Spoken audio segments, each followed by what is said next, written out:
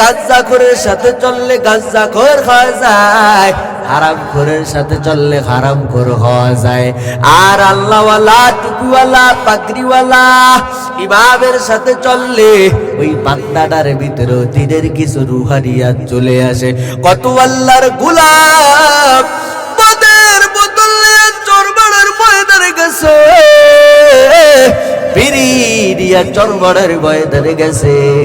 ওই আল্লাহর ওলির বয়ান শুইনা ওই বিড়ি ফালায়া মদের বোতল ভেঙ্গে চুরমার করিয়াও মাথায় টুপি নিয়া পাগড়ি নিয়া বাড়ি ফিরছে, এমন প্রমাণ এই বরিশাল চরবাড়ার জমিনে আছে না নাই? এ মুসলমানি বান্দার, কত আল্লাহর বান্দারা এই চরবাড়ার ময়দানে যাইয়া, আগে দাড়ি ছিল না এখন দাড়িওয়ালা, আগে টুপি ছিল না এখন টুপিওয়ালা। অনেকে বলতে পারে হুজুর আপনি কি চরবাড়ার দালাল? এ পিরিজপুরের মুসলমান, আমি কোন পীরের দালালও না, কোন পীরের মুরিদও না। তবে একটা কথা বইলা যায়, যেই পীরের দরবারে গেলে আল্লাহওয়ালা হওয়া যায়, যেই পীরের দরবারে গেলে ওই পীরের মতো হওয়া যায়। যেই পীরের দরবারে গেলে আগে গাঁজা খাইতে কোন গাঁজা খায় না, ওরকম পীরের দরবারে যাওয়া দরকার আছে না নাই? আর যেই পীরের দরবারে গেলে আগে গাঁজা টানতো একবারে, কোনটানে চারবার, ওই পীরের দরবারে যাওয়ার দরকার নাই। ওই পীরের দরবারে জোতা মারো তালে তালে, ঠিক না ঠিক? মুসলমানি বান্দার, আজকে তো মুসলমান হলাম, নামের মুসলমান, কামের মুসলমান হতে পারি নাই। এরা কেমনে রে বাবা? এই এলাকায় তো মুসলমানের অভাব নাই। আজকে একটা রাত্রের জন্য এমনকি আল্লাহর পাগল নাই এখানে বইসা যাবে। ও আল্লাহর পাগলেরা, ঘরে যদি তোর মরণ হয়, নবীর হাদিস অনুসারে তুই কিন্তু ক্ষমা পাবি না। কারণ আল্লাহ বলবে, ও মুসলমানি বান্দার, তোর বাড়ির দরওয়াজায় এত সুন্দর যুবকের আয়োজন করিয়া তোকে ওখানে বারবার ডাকা হলো, তুই তো বয়ান শুনো নাই, তুই তো বয়ানে যাও নাই। আজ তোর ঘরে মরণ হয়ে গেল, এখন তোর উপায় হবে না। আর যারা এখানে আসছে, এখানে মোনাজাত শেষ করিয়া বাড়ি যাবে আর তওবা করবে, আল্লাহ আর অন্যায় করবো না, পিছনে যা করেছি তোমার কাছে ক্ষমা চাই। আল্লাহর কাছে যদি বান্দা ক্ষমা চাওয়ার মতো চাইতে পারে, আল্লাহ বলে বান্দা ক্ষমা চাইতে দেরি হবে, আমি আল্লাহ মাফ করতে দেরি করব না। ওয়ামাকারু ওয়ামাকারাল্লাহ ওয়াল্লাহু খায়রুল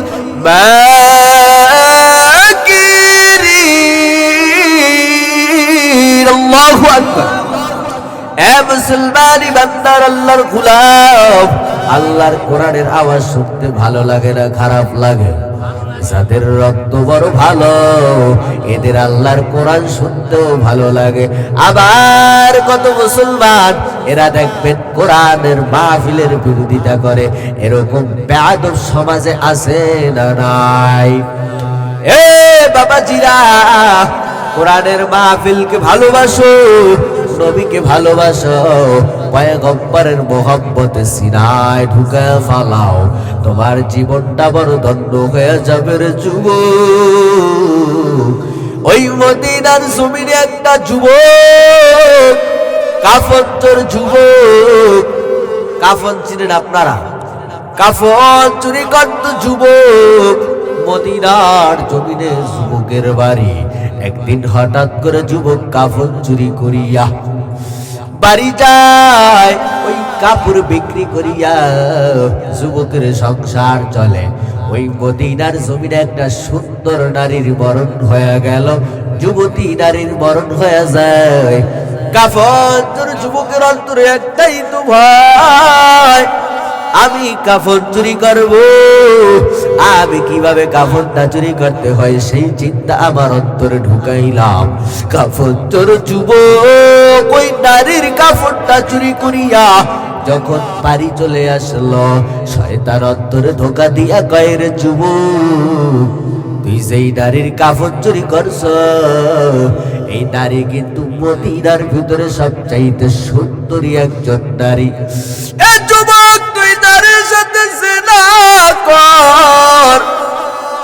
যুবক নিরুপায় হইয়া নারীর সাথে উলঙ্গ হইয়া জিনা করা শুরু করে দেয়।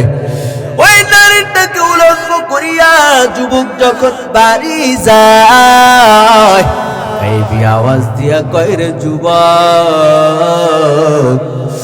আবার এই সুন্দর সুন্দর চেহারা কোন যুবক দেখতে পারলো না। আজ তুই কবরে আমায় নাপাক করিয়া কই যাও রে যুবক? তোর অন্তরে কি ভয় নাই? এই কবরে কি তুই আসবি না?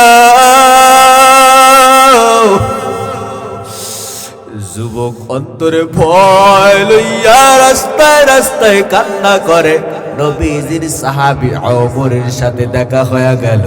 ওমর ডাইকা বলে, রে যুবক, মদিনার ধুলা বালু কেন গায়ে লাগাও?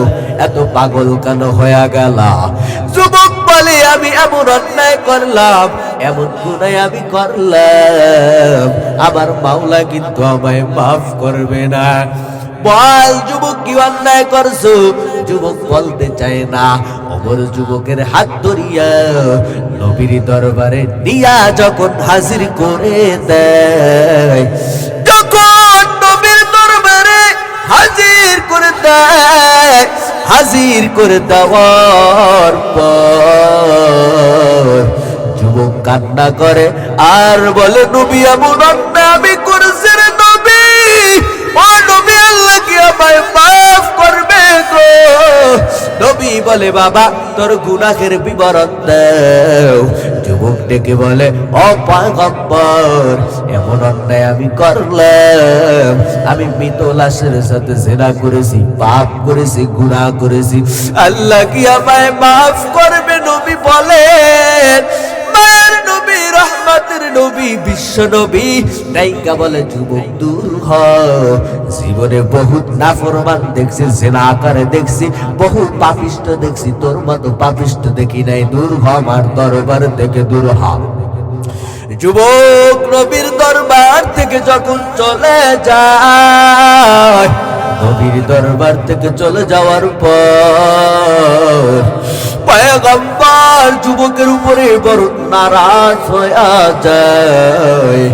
আল্লাহ জিব্রাইলের মাধ্যমে জানা দেয়, ও জিব্রাইল, তুই যুবকের জানা দাও, আমি আল্লাহ এই যুবকের ক্ষমা করে দিলাম। এরে মুসলমান, অন্যায় করছো এ যুবক ভাই। আজ তুমি ইন্টারনেটের মাধ্যমে, মোবাইলের মাধ্যমে, ফেসবুক, ইউটিউবে ঢুইকা গুনার কাজ করছো, মনে করছো মা দেখে নাই, বাবা দেখে নাই। এ যুবক, অন্তরে যদি ভয় হয়, জবান খুলে বল, দুনিয়ার মানুষ যদি না দেখে, আমার মাওলা দেখছে কি দেখে নাই? আল্লাহু লা ইলাহা ইল্লাহু হুয়াল হাইয়ুল কাইয়্যুম।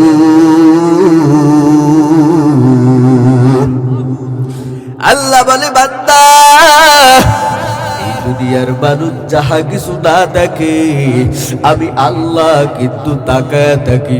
ও বান্দা, এ যুবক ভাই, তুমি যখন নামাজ পড়ো না, মসজিদের আযান তখন তোমার কানে আসে ভাই, তুমি মোবাইল নিয়ে বসে থাকো রে যুবক।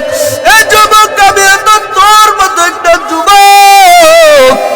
দেখ অন্তরে কি ভয় হয় নাকি? দেখ রোড অ্যাক্সিডেন্টে কত যুবকের মরণ খায়, বাস অ্যাক্সিডেন্টে কত যুবকের মরণ খায়। এ যুবক, গুনার কাজ করতেছো, মদ খাইতেছো, তাস খেলতেছো, অমন সময় যদি তোর মরণ হয়ে যায়, বল যুবক, আমায় তোর কি উপায় হবে?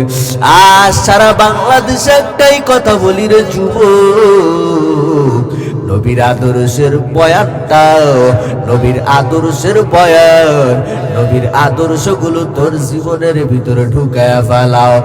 এই স্কুল কলেজ ভার্সিটির ছাত্র ভাই, যদি থাকলে জবাব দাও। কত ছাত্র ভাইরা কলেজে পড়ে, মাথায় টুপি, গায়ে লম্বা জুব্বা, এরকম যুবক আছে না নাই? এ যুবক তোর কপালটা কি পুরিয়া গেছে? পর্দার অন্তরালের আম্মা জান, আপনি একটু তাকায় দেখেন আপনার আশেপাশে কত আম্মা জানেরা পর্দা করে চলে, বোরকা পরে চলে, বোরকা ছাড়া বাহিরে যায় না, বেঈন পুরুষের সাথে দেখা দেয় না। আপনি কেন পারলেন না? ও আম্মা জান, ওই কবরে যদি গুনাহ দিয়া যান, ওই কবরের আযাব সহ্য করতে পারবেন না মা। আমার মায়ার নবীর কন্যা ফাতেমার যখন মরণ হয়, হযরত আলী ফাতেমাকে নিয়ে যখন কবরস্থানে যায়, হযরত আবু যরকে লইয়া কবরের ভিতরে ফাতেমাকে রাইখা, ও আল্লাহর গোলামেরা, হযরত আবু যর ডাইকা বলে, ও কবরের মাটি সাবধান সাবধান, তোর গর্বে কাকে রাখলাম তুই কি জানো?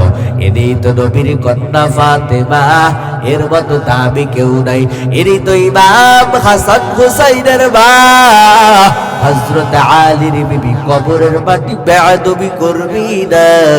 কবরের মাটি ডাইকা বলে, আমি ফাতেমাও চিনি না, হযরত আলী চিনি না, আমি নবী চিনি না।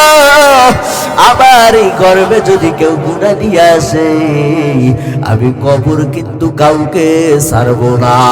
ও আম্মা জানেরা, ফাতেমার থেকে তো আপনার আমল বেশি হয় নাই।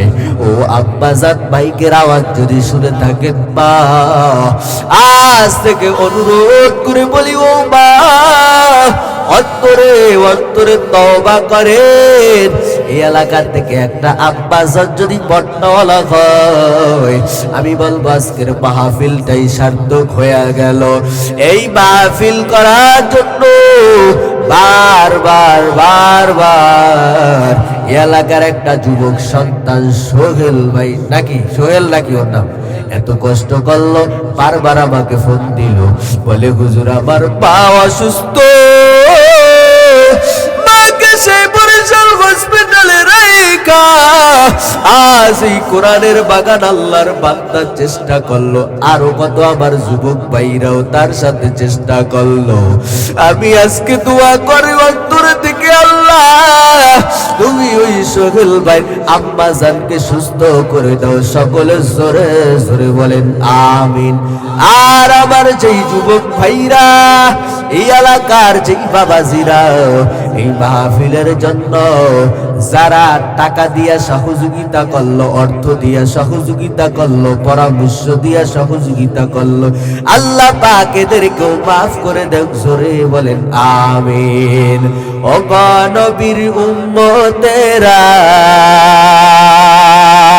হয়ে আজি দিশেহারা,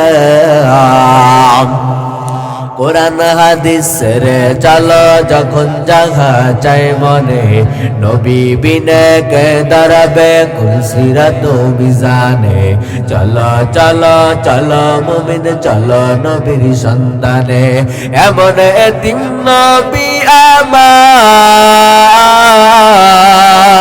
মাও বাবা নাই যে তাহার, তারপরে কত মারা মারলো তাকে দুশ্মনে, নবী বিনে কে দাঁড়াবে কুলসিরাত মিজানে, চলো চলো চলো মুমিন চলো নবীর সন্তানে, খুদার জ্বালায় নবী জীবন বেঁধেছিলেন পেটে পাথর,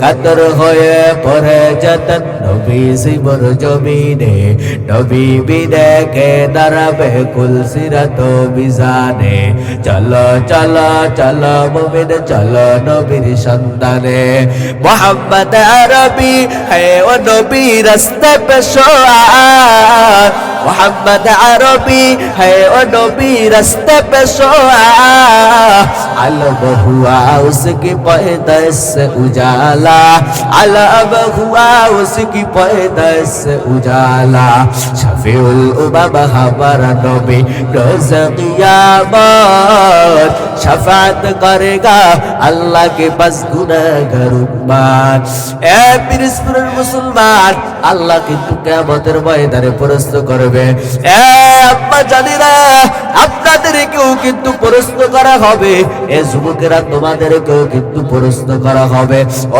দাড়ি পাকা বাবাজিরা আপনাদেরকেও প্রশ্ন করা হবে বলো তোমাদের মাঝে সেই হুমায়ুন কবির সিদ্দিকী বরিশাল থেকে আইসা তোমাদেরকে কি বলে না জাহান্নামের আগুন বড় কঠিন কবরের আযাব বড় কঠিন আপনারা সকলেই যারা যারা শুনছেন তারা সকলেই বলবেন কলু বালা হ্যাঁ আল্লাহ আমার বাড়ির দরওয়াজায় তো আমাকে বলা হয়েছে ওই বরিশালের বক্তা আইসা বলছে বাবা নামাজ পড় জান্নাত পাইবা ও বাবা কোরআন পড় নবীর আদর্শ দিয়া চল তোর জীবন ধন্য হয়ে যাবে আল্লাহ তাইকা বলবে এত বারবার ভাইকে বলার পর তুই কেন শুনো না তুই কেন শুনো না ও আযাবের ফেরেশতা ওকে ধর আমি আল্লাহ মজাটা বুঝা দিব ওয়ালাকিন হাক্কাত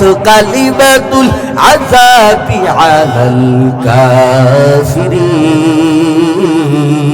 কাফিরিন আল্লাহু আকবার আল্লাহ দাইকা বলবে গোলাম বারবার বলছে তারপরে তুই নামাজ পড়লি না কোরআন পড়লি না তোর অন্তর নবীর প্রতি ভালোবাসা আসলো না দেখো আমার নবীর মুহাব্বত সাহাবীদের অন্তরে কেমন আমার মায়ার নবীর সাহাবী হযরত আবু বকর পয়গম্বরের জন্য এত পাগল মায়ার নবী ডেকে বলে রে আবু বকর কেন তুই এত পাগল কেন তুই কান্না করো হযরত আবু বকর বলে ও নবী ওই কবর আযাব সহ্য করতে পারবো না রে নবী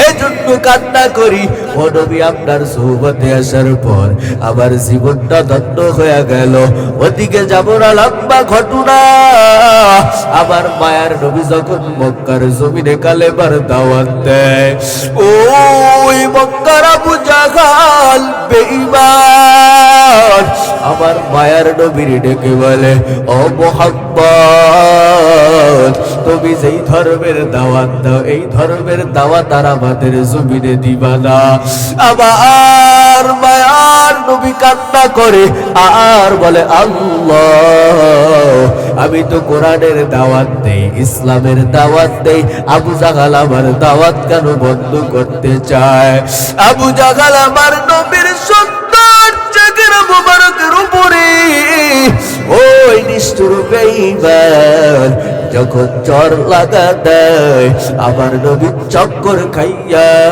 জমিনে পইরা যায় আবার মায়ার নবী কান্না করে আর বলে আল্লাহ ওই আবার কি উপায় হবে আমার উম্মতের কি উপায় হবে আমার মায়ার নবীর দাওয়াত শুনিয়া হাজার হাজার কাফির মক্কার জমিনে ইসলাম গ্রহণ কইরা মুসলমান হইল ও মুসলমান বাবাজিরা একদিনের ঘটনা পয়গম্বর আবার যখন মক্কার জমিনে দাওয়াত দেয় প্রধান বক্তা কি আসছে আচ্ছা আসতেছে আচ্ছা হুজুরে নিয়ে আসেন তাই এজন্য কয় মিনিট আছে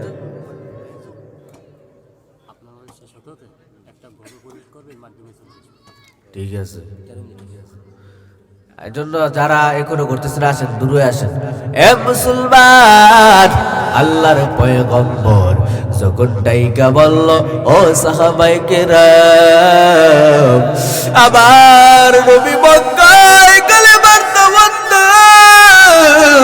ওই বেঈমান বেঈমানেরা নবীকে আঘাত করে মক্কার জমিনে নবীকে থাকতে দিবে না, আবার নবীকে আর মক্কায় রাখবে না। বেঈমানেরা বড় বিমর হয়ে গেল, পাগল হয়ে গেল। আবার নবী মদিনার জমিনে কালেমার দাওয়াত দেওয়ার জন্য রওনা করলো। আল্লাহ নবী মদিনায় যখন যায়, আবার নবীর হাত ধরিয়া কিছু সংখ্যক সাহাবী মুসলমান হয়ে গেল। 313 জন, কেউ বলে 314 জন। বদরের প্রান্তরে 313 জন যখন মুসলমান হয়ে গেল, আবু জাহাল ডাইকা বলে, ও মুহাম্মদ, সাহস থাকলে আসো, বদরে আসো, বুঝা দিব মজাটা। এখন বাপদাদার বংশ সাইরা, বাপদাদার স্থানা মক্কা সাইরা মদিনায় গেছো, ওখানে কিন্তু তোমার বুঝাই দিব, টার পাওয়া দিব। ও মুহাম্মদ, তোমার সাথে আমার যুদ্ধ হবে, আসো বদরে আসো। আল্লাহর নবী দেখে বলে, আল্লাহ, আমি যে ধর্মের গান গাইলাম, কালেমার গান গাইলাম, মাত্র 313 জন মুসলমান হইল। আল্লাহ ডেকে বলে, ও মুহাম্মদ, এখনো দেরি না করিয়া এই 313 জন বদরি সাহাবী নিয়া যুদ্ধের ময়দানে চলে যাও। আবার নবীর দাওয়াত পাইয়া হাজার হাজার সাহাবী প্রথম 313 জন মুসলমান হইল। সেখান থেকে আবার 1000 মুসলমান হয়ে গেছে। 1000 মুসলমান হওয়ার পর মায়ার নবীকে আল্লাহ ডাক দিয়া কয়, ও রহমতের নবী, তোমার কি মন চায় না বাপ দাদার বংশ সেই মক্কায় যাবা? সাউন্ড ঠিক আছে? তোমার কি মন চায় না মক্কায় যাবা? আল্লাহ নবী দেখে বলে, আল্লাহ, আমার এই বংশের লোকেরা আমায় তো থাকতে দিল না, আমার তো যেতে মন চায়। আল্লাহ ডাইকা বলে, ও পয়গম্বর, দেরি না করিয়া 1000 মুসলমান নিয়ে মক্কার জমিনে চলে যাও। সুবহানাল্লাহ। আবার নবী 1000 মুসলমান নিয়া যখন মায়ার নবী মক্কার জমিনে রওনা করলো, আবার নবী মক্কার জমিনে যায় কালেমার দাওয়াত দিবে। ওদিকে বেঈমানের কানে আওয়াজ মক্কার জমিনে আসতেছে, মুহাম্মদ 1000 মুসলমান নিয়া, মুহাম্মদ আসতেছে হাজার হাজার মুসলমান নিয়া, আমাদেরকে বিদায় করে দিবে। এখন আমাদের এই মক্কা ছেড়ে পালাতে হবে, এখন আর থাকা যাবে না। হাজার হাজার মুসলমানরা মক্কা ছাইরা পালা যায়।